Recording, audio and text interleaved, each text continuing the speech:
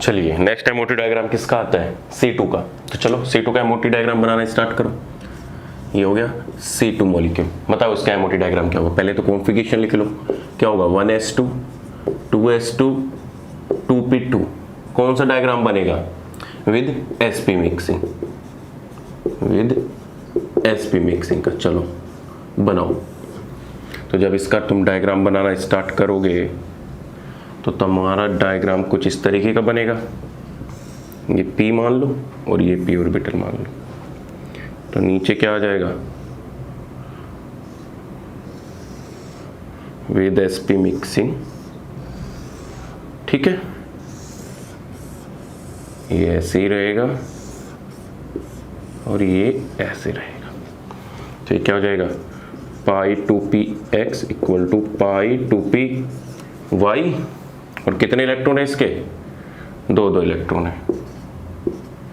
p में कितने हैं, 2 इलेक्ट्रॉन है। 2s तक तो कोई दिक्कत ही नहीं है ना भाई। इधर 2p और इधर भी क्या आ जाएगा 2p2। ये कार्बन की है एटॉमिक ऑर्बिटल, इधर ये कार्बन की एटॉमिक ऑर्बिटल, और ये है मॉलिक्यूलर ऑर्बिटल मतलब C2 की। तो ठीक है, ये क्या हो जाएगी सिग्मा 2pz। इसको क्या बोल देंगे, पाई 2p। और ये क्या हो जाएगी सिग्मा स्टार 2pz। अब देखो इलेक्ट्रॉन भरने हैं, तो इलेक्ट्रॉन 2 यहाँ पे है, 2 यहाँ पे है। तो टोटल इलेक्ट्रॉन कितना आ जाएगा 1 2 3 4। चलो अब मैं अगर तुमसे पूछने लगूं कि C2 मॉलिक्यूल का बॉन्ड ऑर्डर बताओ क्या होगा, तो बॉन्ड ऑर्डर तुम निकालोगे। तो 2 और 2 4, तो बॉन्डिंग में 4 है, तो बॉन्ड ऑर्डर कितना आया हमारा 2 आया।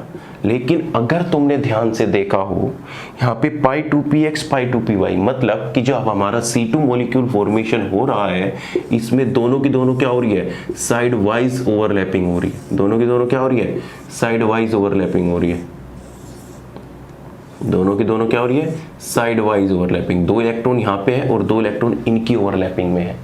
तो सिंपल सी बात ये है कि जो हमारा C2 मॉलिक्यूल है उसमें जो 2 बॉन्ड प्रेजेंट है, ये भी पाई बॉन्ड प्रेजेंट है और ये भी क्या है, पाई बॉन्ड प्रेजेंट है। और फिर से हमारी वीबीटी थ्योरी क्या हो गई, फेल हो गई।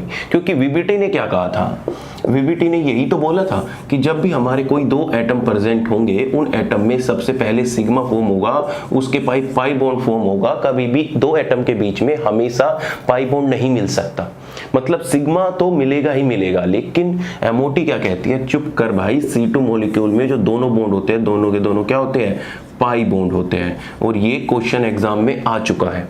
क्वेश्चन क्या था कि which one contain the only pi bond, which molecule contain the which molecule contain only pi bond।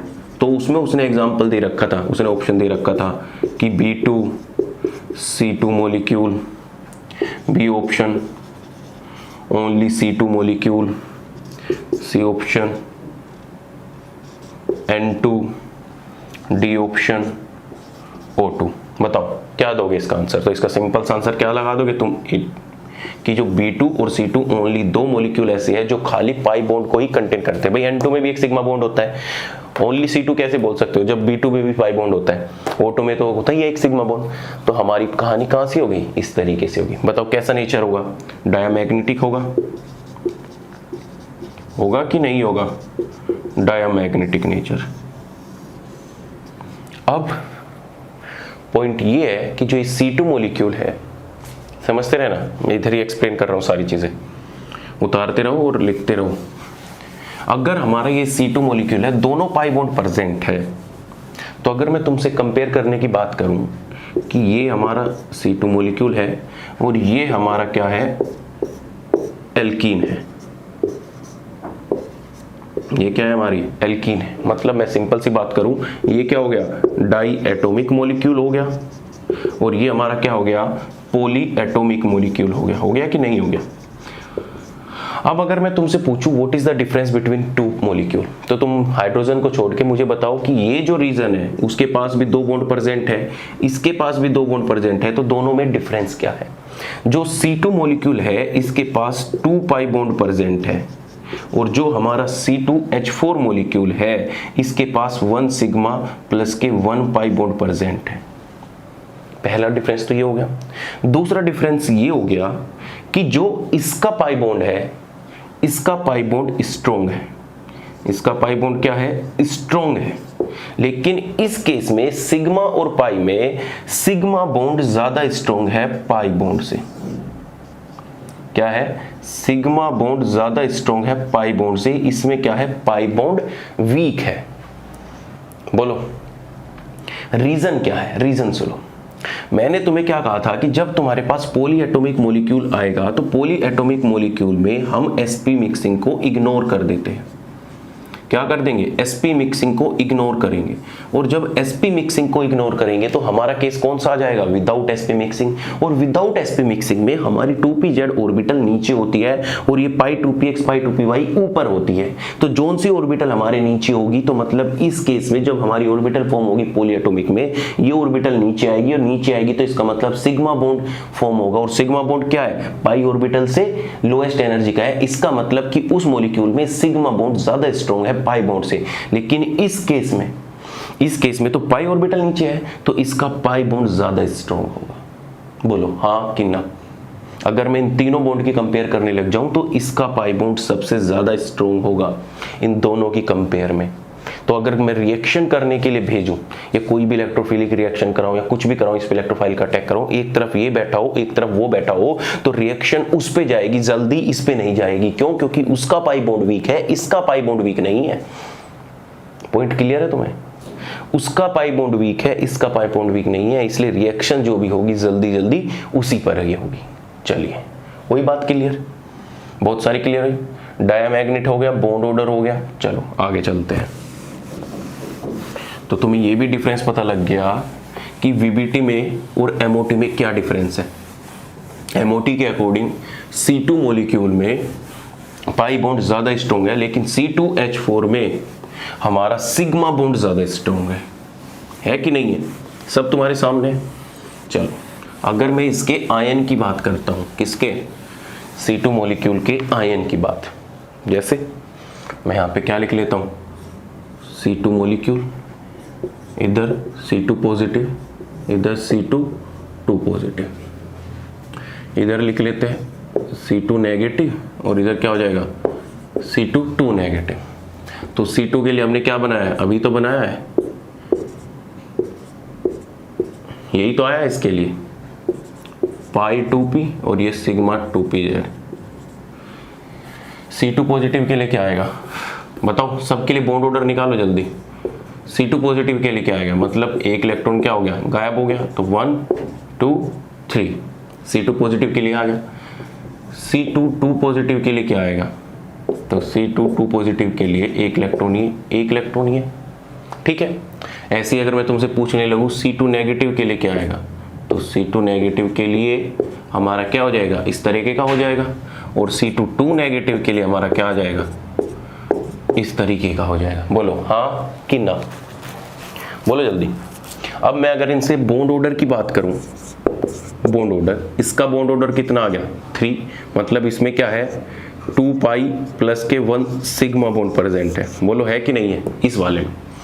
इस केस का बॉन्ड ऑर्डर कितना हो जाएगा 2.5, है कि नहीं है, मतलब 2 पाई बॉन्ड प्रेजेंट है प्लस के 0.5 सिग्मा बॉन्ड प्रेजेंट है। हालांकि तुम्हें इतना ज्यादा डिटेल में जाना, तुम्हें क्या रखना है, सिर्फ 2.5 तुम्हारी नॉलेज के लिए। इसका बॉन्ड ऑर्डर कितना है 2, और मतलब दोनों के दोनों बॉन्ड क्या है, पाई बॉन्ड है।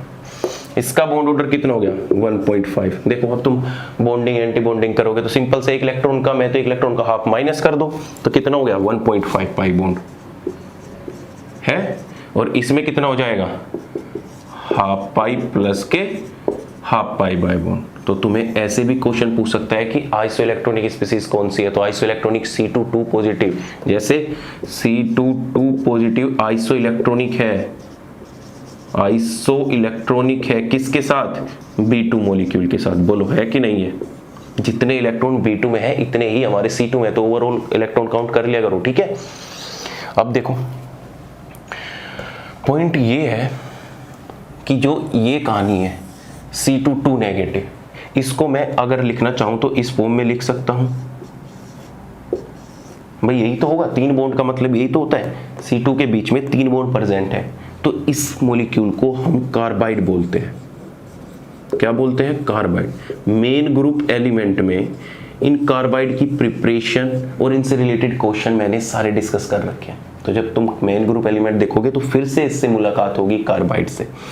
अब पॉइंट ये है कि C2 नेगेटिव मॉलिक्यूल हो गया और हमारा एक इथाइलिन मॉलिक्यूल हो गया, इथाइलिन, एसिटिलीन, ठीक है, ये एक मॉलिक्यूल हो गया। इस मॉलिक्यूल में भी 1 सिग्मा 2 पाई बॉन्ड प्रेजेंट है और इस मॉलिक्यूल में भी 1 सिग्मा 2 पाई बॉन्ड प्रेजेंट है। पर मुझे ये बताओ डिफरेंस क्या है दोनों के बीच में? भाई ये भी क्या है? ट्रिपल बॉन्ड है, इसमें भी बॉन्ड ऑर्डर 3 ही है ना भाई। बॉन्ड ऑर्डर इक्वल टू क्या है? 3 ही है। और इसमें एसिटाइलिन में, इसमें भी बॉन्ड ऑर्डर क्या है? 3 ही है। तो दोनों में डिफरेंस क्या हुआ? अगर मैं किसी को रिएक्शन करने के लिए भेजूं तो सबसे पहले रिएक्शन कहां पे होगी? बताओ बताओ जल्दी। और इनका कर लेना खुद से। ये डायामैग्नेटिक, ये पैरामैग्नेटिक, और ये फिर से क्या आ गया? डायामैग्नेटिक। ये फिर से क्या आ गया? पैरामैग्नेटिक। और ये फिर से क्या आ गया? पैरामैग्नेटिक। ठीक है, तो इन सारे मॉलिक्यूल की तुम bond length, bond energy, bond dissociation energy, ionization energy सब कुछ कंपेयर कर लेना खुद से। बाकी ठीक है, सब कुछ तुम्हें पता है, बस तुम्हें कंपेयर करना है। क्योंकि अगर एक एक मॉलिक्यूल का मैं एक्सप्लेन करने लगा तो बहुत लंबा टाइम हो जाएगा।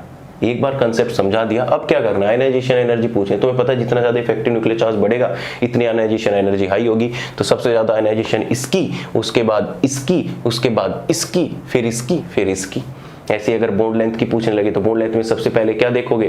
Bond order. जिसका बॉन्ड ऑर्डर सबसे हाई तो बॉन्ड ऑर्डर के अकॉर्डिंग लगा दो। लो बॉन्ड लेंथ में बॉन्ड ऑर्डर देख लो, इसका 3 2.5, इसका 2 1.5 और उसका हाफ पाई। बॉन्ड लेंथ का ऑर्डर लगा दोगे तुम, बॉन्ड एनर्जी का ऑर्डर बता दोगे, तो कोई भी लगा लो, तुम्हारे पास सब कुछ तरीके में बता चुका हूं समझाने के। ठीक है, तो इन C2 नेगेटिव, C2 पॉजिटिव सब की बॉन्ड लेंथ कर लेना और मुझसे पूछना मत, क्योंकि तुम सही करोगे।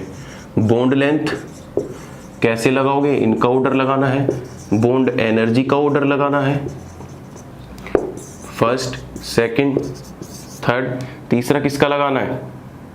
तीसरा आयनाइजेशन एनर्जी का ऑर्डर लगाना है। तो इजीली तुम इनका ऑर्डर लगा लेना। बस क्वेश्चन मैंने क्या पूछा है कि C2 नेगेटिव कार्बाइड में और एसिटाइलिन में क्या डिफरेंस है? इसके पास भी 3 बॉन्ड प्रेजेंट है, इसके पास भी बॉन्ड ऑर्डर 3 ही है, इसके पास भी 1 सिग्मा 2 पाई है और इसके पास भी 1 सिग्मा 2 पाई है। दोनों के बीच में डिफरेंस ये है, अभी मैंने थोड़ी देर पहले ही एक्सप्लेन किया है। वो क्या है? पॉलीएटॉमिक मॉलिक्यूल, और ये क्या है? डाईएटॉमिक मॉलिक्यूल। तो पॉलीएटॉमिक मॉलिक्यूल में हम sp मिक्सिंग इग्नोर करके चलते हैं। तो sp मिक्सिंग इग्नोर करके चलेंगे तो इस केस में, जो ये वाला केस है एसिटिलीन में, इसमें सिग्मा बॉन्ड ज्यादा स्ट्रॉन्ग होगा पाई बॉन्ड से। इसमें क्या होगा कि जो सिग्मा बॉन्ड होगा वो ज्यादा स्ट्रॉन्ग होगा पाई बॉन्ड से, और लेकिन जो ये बॉन्ड है इसमें हमारा पाई बॉन्ड ज्यादा स्ट्रॉन्ग होगा सिग्मा बॉन्ड से। और ऐसे क्वेश्चन भी आ सकते हैं, ध्यान रखना कि कौन सा मॉलिक्यूल ऐसा है जिसमें सिग्मा बॉन्ड ज्यादा स्ट्रॉन्ग होता है पाई बॉन्ड से, और ऐसे मॉलिक्यूल कौन से है जिसमें पाई बॉन्ड ज्यादा स्ट्रॉन्ग होता है सिग्मा बॉन्ड से। तो ये दोनों के बीच में डिफरेंस है। अगर कोई भी इलेक्ट्रॉन आएगा, सिंपल सा कोई भी, अगर हम किसी को भेजते हैं रिएक्शन कराने के लिए, तो इसका पाई बॉन्ड क्यों टूट जाता है इजिली? इसलिए टूट जाता है क्योंकि इसका सिग्मा ज्यादा स्ट्रॉन्ग है और पाई बॉन्ड वीक है। क्या है? पाई बॉन्ड वीक बॉन्ड है, समझे? तो that is the reason behind that. और इसका C2 का तुम्हें पता ही है। तो तुम्हारी C2 मॉलिक्यूल की भी कहानी खत्म हुई। यहां से मैं 2 इंपॉर्टेंट चीज ये बता दी कि क्वेश्चन आ चुका है, B2 और C2 दोनों ऐसे मॉलिक्यूल है सिर्फ जिसमें ओनली पाई बॉन्ड प्रेजेंट है। ओनली क्या है? पाई बॉन्ड प्रेजेंट है। ठीक है, चलिए, तो तुम्हारी C2 की कहानी खत्म हुई। अब आते हैं हमारे N2 मॉलिक्यूल पे। बनाइए N2 मॉलिक्यूल का डायग्राम।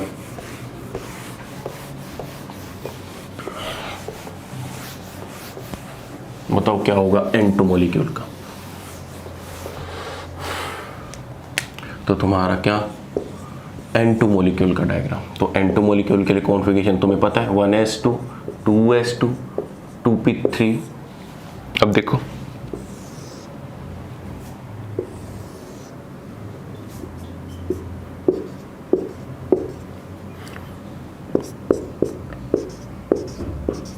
ठीक है, ये क्या हो गया?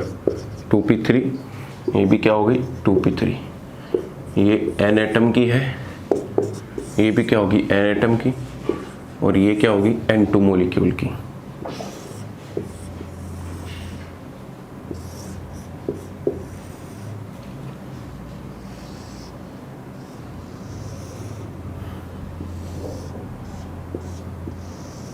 चलिए इलेक्ट्रॉन फिल करते हैं। कितने इलेक्ट्रॉन आएंगे? 1 2 3 4 5 6। ये क्या हो जाएगा पाई 2p, और इसको क्या बोल देंगे सिग्मा 2pz। ठीक है, ऐसे ही ये क्या हो जाएगा सिग्मा स्टार 2pz, और ये क्या हो जाएगा पाई स्टार 2p। तो ये तुम्हारा किसका आ गया N2 का आ गया। अब मैं सबसे पहले तुमसे पूछूं बॉन्ड ऑर्डर, तो N2 में बॉन्ड ऑर्डर कितना हो गया देख लो, कितने हैं 6 इलेक्ट्रॉन। तो हमारा नाइट्रोजन के बीच में क्या हो गया 3 बॉन्ड ऑर्डर हो गया कि नहीं हो गया। अब सेकंड बात, कैसा होता है मैग्नेटिक बिहेवियर, बोलो मैग्नेटिक बिहेवियर क्या होगा डायमैग्नेटिक होगा। ठीक है, अब थर्ड क्वेश्चन ये कि तुमने सुना होगा कि जो N2 होती है वो इनर्ट होती है। क्या होती है इनर्ट होती है। अगर मैं इसके सामने इसका कंपेयर इससे कराने लग जाऊं, भाई दोनों में क्या है 3 बॉन्ड प्रेजेंट है, भाई है तो है ना, लेकिन ये इनर्ट होती है और ये इनर्ट नहीं होती। अगर बॉन्ड ही मैटर करते, भाई इसके बीच में भी तो 3 बॉन्ड है कि नहीं है, और इसके बीच में भी 3 बॉन्ड है, तो फिर हम इसको इनर्ट क्यों बोलते हैं और इसको रिएक्टिव क्यों बोलते हैं? बोलो भाई इसके अंदर भी क्या है 3 बॉन्ड प्रेजेंट है कि नहीं है, और इसके अंदर भी 3 बॉन्ड प्रेजेंट है। तो 3 बॉन्ड प्रेजेंट है तो इसके अंदर भी 1 सिग्मा प्लस के 2 पाई बॉन्ड प्रेजेंट है, और इसके अंदर भी 1 सिग्मा प्लस के 2 पाई बॉन्ड प्रेजेंट है। तो बताइए जो N2 होती है वो इनर्ट क्यों होती है, और जो एसिटिलाइन होती है ये हमारी रिएक्टिव क्यों होती है? रीजन सेम है, क्योंकि अगर तुम N2 मॉलिक्यूल को ध्यान से देखोगे तो इसके पाई बॉन्ड की एनर्जी नीचे है, इसके पाई बॉन्ड की एनर्जी बहुत नीचे है, इसलिए जो हमारा N2 मॉलिक्यूल होता है वो इनर्ट होता है, या दूसरा रीजन में कहूँ कि जो इसका पाई बॉन्ड होता है सिग्मा बॉन्ड से ज्यादा स्ट्रॉन्ग होता है। लेकिन वहीं एसिटिलीन में हमारा पाई बॉन्ड वीक होता है और सिग्मा बॉन्ड ज्यादा स्ट्रॉन्ग होता है। तो इस केस में तुम्हें क्या रीजन देना है, क्योंकि इसका पाई बॉन्ड वीक होता है, इसका पाई बॉन्ड वीक होता है, इसलिए एसिटिलीन क्या होती है रिएक्टिव होती है। लेकिन नाइट्रोजन मॉलिक्यूल में इसका पाई बॉन्ड स्ट्रॉन्ग होता है, और पाई बॉन्ड स्ट्रॉन्ग होने की वजह से जो N2 मॉलिक्यूल है उसमें पाई बॉन्ड हमेशा रिएक्शन में पार्टिसिपेट नहीं करता, इसलिए जो N2 मॉलिक्यूल है वो क्या रह जाता है इनर्ट ही रह जाता है। बोलो बात क्लियर है कि नहीं है? इतनी बात क्लियर हुई? और बताइए अगर मैं N2 की आयन फॉर्म बनाना स्टार्ट करूं, या यहीं से एक क्वेश्चन और देखो, पहला हो गया बिहेवियर, दूसरा ये हो गया थर्ड क्वेश्चन। अगर मैं तुमसे पूछ लूं कि मुझे नाइट्रोजन में और N2 मॉलिक्यूल में एक इलेक्ट्रॉन को लूज कराना है, मतलब एक इलेक्ट्रॉन नाइट्रोजन से N पॉजिटिव बनाना है प्लस के इलेक्ट्रॉन, और एक N2 से N2 पॉजिटिव बनाना है प्लस के एक इलेक्ट्रॉन, तो आयनाइजेशन पोटेंशियल किसकी हाई होगी?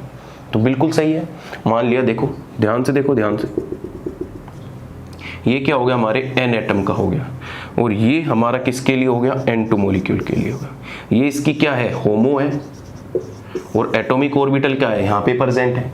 अब अगर मैं यहाँ से इलेक्ट्रॉन निकालूंगा, इन्फिनाइट तक जाऊंगा आयनाइजेशन पोटेंशियल, इसके आयनाइजेशन पोटेंशियल यहाँ से यहाँ तक जाने की है, लेकिन अगर मैं यहाँ से इलेक्ट्रॉन निकालूंगा और फिर इन्फिनाइट तक जाऊंगा, तो तुम इन दोनों के बीच में एनर्जी डिफरेंस देख पा रहे हो। जिसकी एनर्जी हाई होगी उसमें से इलेक्ट्रॉन निकालना इजी होगा, और जिसकी एनर्जी लो होगी उसमें से इलेक्ट्रॉन निकालना ज्यादा डिफिकल्ट होगा। इसलिए जो आयनाइजेशन पोटेंशियल होती है वो N2 की ज्यादा होती है एटॉमिक फॉर्म से। क्यों होती है? क्योंकि N2 में जो इलेक्ट्रॉन लूज हो रहा है वो होमो से निकल के जा रहा है, और जिसकी एनर्जी क्या है लो है। खुद ही देख लो, सब कुछ तुम्हारे सामने है, तुम्हें कुछ एक्सप्लेन करने की जरूरत नहीं है। अगर तुमसे कोई ये अगर पीरियोडिसिटी में मैं तुमसे पूछता कि N2 और N में किसकी आयनाइजेशन पोटेंशियल आई है, तो तुम्हारा दिमाग खराब हो जाए, तुम्हें पता ही नहीं लगता किसकी आई है। तुम कहोगे सर उसमें स्ट्रॉन्ग पाई बॉन्ड बने हैं, उसमें तो इजीली पाई बॉन्ड टूट जाएगा, लेकिन यहाँ तो कहानी और कुछ ही लगी, तुम हाफ फिल का कंसेप्ट लगा दोगे, वहां पता नहीं क्या क्या लगा दोगे। लेकिन चीजें क्या है बिल्कुल क्लियर है। N2 मॉलिक्यूल की जो पाई बॉन्डिंग है ये क्या है, बॉन्डिंग मॉलिक्यूलर ऑर्बिटल है ना, तो ये क्या है, लोएस्ट एनर्जी की है। जब लोएस्ट एनर्जी की है तो यहाँ से इलेक्ट्रॉन निकालना ज़्यादा डिफिकल्ट होगा एज कंपेयर टू उसके एटॉमिक फॉर्म। बताओ क्लियर है बात कि नहीं है। तो तीसरा क्वेश्चन कि अगर आयनाइजेशन पोटेंशियल पूछ ले तो तुम्हारी N2 की ज़्यादा होगी N से। ऐसे ही तुम्हें कभी कभी देखो क्वेश्चन क्या पूछ लेता है, ध्यान रखना। क्वेश्चन ये सब रफ कर रहा हूँ मैं इधर से, नोट डाउन करते रहना भाई, क्योंकि एक ही बोर्ड है तो मुझे साइड में लिख के एक्सप्लेन करना पड़ेगा सब कुछ। ऐसे ही तुम्हें क्या बोल देगा, अगर सिंपल सा मैं एक ट्रेंड लगा दूँ, बिल्कुल एक सिंपल सा, कि अगर हमारे आयनाइजेशन पोटेंशियल का ऑर्डर लिखना है, आयनाइजेशन पोटेंशियल का ऑर्डर, तो सबसे ज़्यादा आयनाइजेशन पोटेंशियल किसकी होगी, बॉन्डिंग मॉलिक्यूलर ऑर्बिटल की, उसके बाद क्या होगी एटॉमिक ऑर्बिटल की, और उसके बाद क्या होगी एंटी बॉन्डिंग मॉलिक्यूलर ऑर्बिटल होगी। ये ध्यान रखना, ये आयनाइजेशन पोटेंशियल का सबसे ज़्यादा उसकी होगी जिसमें बॉन्डिंग में इलेक्ट्रॉन प्रेजेंट है, फिर एटॉमिक ऑर्बिटल, फिर एंटी बॉन्डिंग मॉलिक्यूलर ऑर्बिटल में होगी। तो ये भी हो जाता है, कभी तुम्हें बॉन्डिंग मॉलिक्यूलर ऑर्बिटल का ऑर्डर बना के दे देता है, बता किसमें से इलेक्ट्रॉन जल्दी निकलेगा।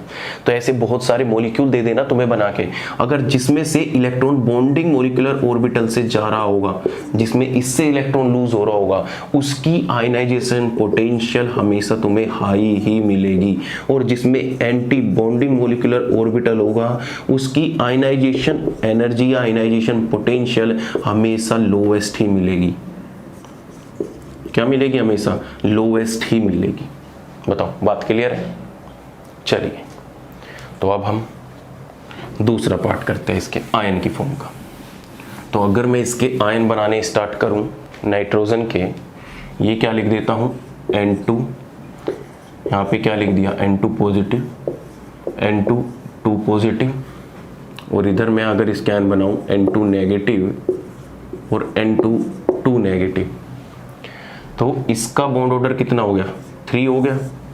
N2 पॉजिटिव एक इलेक्ट्रॉन निकाल दिया तो इसका बॉन्ड ऑर्डर कितना हो जाएगा 2.5, इसमें से निकाल दिया तो इसका बॉन्ड ऑर्डर हो जाएगा 2।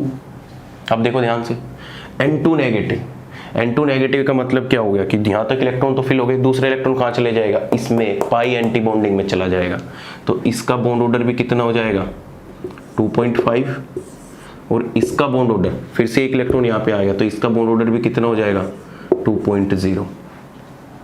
बोलो हाँ कि ना। अब अगर मैं टोटल इलेक्ट्रॉन काउंट करूं, टोटल इलेक्ट्रॉन काउंट करूं, ये क्या हो गया बॉन्ड ऑर्डर। अगर टोटल इलेक्ट्रॉन काउंट करूं तो इसमें कितने इलेक्ट्रॉन है 14 इलेक्ट्रॉन प्रेजेंट है, इसमें कितने हैं 13 इलेक्ट्रॉन प्रेजेंट है, इसमें क्या है 12 इलेक्ट्रॉन प्रेजेंट है, और इसमें कितने हैं, इसमें भी 13 इलेक्ट्रॉन प्रेजेंट है, 13 नहीं, इसमें क्या है 15 इलेक्ट्रॉन प्रेजेंट है, और इसमें N2 में कितने हो गए 16 इलेक्ट्रॉन प्रेजेंट हो गए। तो तुमने देखा नहीं होगा, तुमने ये चीज़ रट्टे मार के रखी है कि तुम यहाँ से 14 लिख लेते हो, अगर तुम्हें 14 से कोई चीज़ इधर जा रही है 15, 16, 17, 18, 19, 20, और कोई चीज़ इधर आ रही है जैसे 13, 12, 11, 10, 9, 8, इस तरीके से है। देखो ध्यान से कि जिसमें हमारे 14 इलेक्ट्रॉन प्रेजेंट होंगे, जिसमें हमारे 14 इलेक्ट्रॉन प्रेजेंट होंगे उसका बॉन्ड ऑर्डर कितना होता है 3 होता है। अब तुम उधर चलोगे और इधर चलोगे तो 0.5 क्या करते चले जाओ, कम करते चले जाओ। जैसे तुम 14 पे 15 पे गए तो 0.5 डिक्रीज करो, तो 0.5 डिक्रीज करोगे तो कितना आएगा 2.5, फिर से डिक्रीज करो कितना आएगा 2, फिर से डिक्रीज करो कितना आएगा 1.5, फिर से डिक्रीज करो कितना आ गया 0.5, फिर से कितना आया 1.0, फिर किससे आ गया 0.5, फिर कितना आ गया 0। ऐसे ही इधर चलो, जब इधर चलोगे तब भी 0.5 डिक्रीज करो, 13 लिख रहा हूं मैं, 13 इलेक्ट्रॉन हो गए तो इसका भी 2.5, इसके लिए कितना होगा 2, इसके लिए 1.5, इसके लिए 1, इसके लिए 0.5, और इसके लिए भी कितना हो गया 0 हो गया। अब अगर तुम ध्यान से देख पा रहे हो, इसको रफ कर रहा हूं मैं,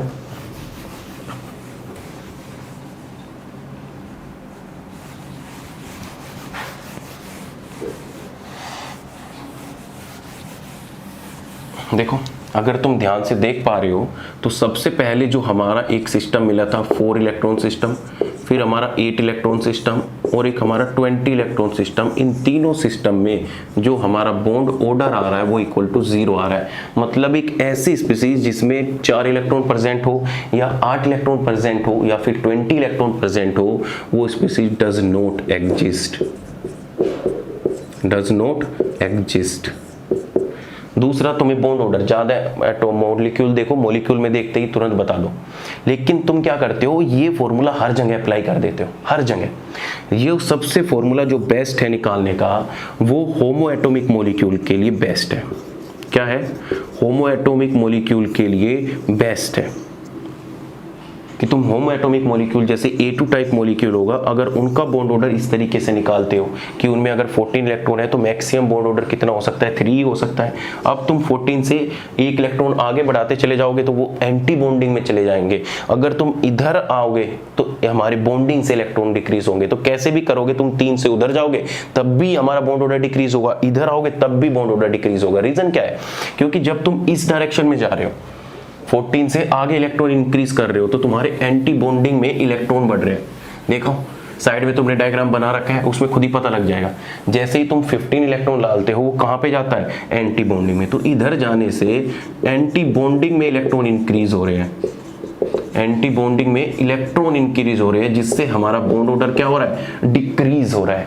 और जब तुम इधर आओगे, इधर आने से हमारे बॉन्डिंग से इलेक्ट्रॉन डिक्रीज हो रहे हैं, जिससे हमारा बॉन्ड ऑर्डर भी क्या हो रहा है? डिक्रीज हो रहा है। तो ये कुछ ट्रिक नहीं होती जो तुम्हें ट्रिक पढ़ रखी है कि 14 ही है। ये कंसेप्ट है सीधा कि जैसे तुम एंटी बॉन्डिंग में इलेक्ट्रॉन डालते चले जाओगे तो तुम्हारा बॉन्ड ऑर्डर हाफ हाफ करके डिक्रीज होता चला जाएगा। क्यों? तुम्हें बताया तो था कि जो एक इलेक्ट्रॉन कंट्रीब्यूट करता है वो हाफ बॉन्ड ऑर्डर को कंट्रीब्यूट करता है।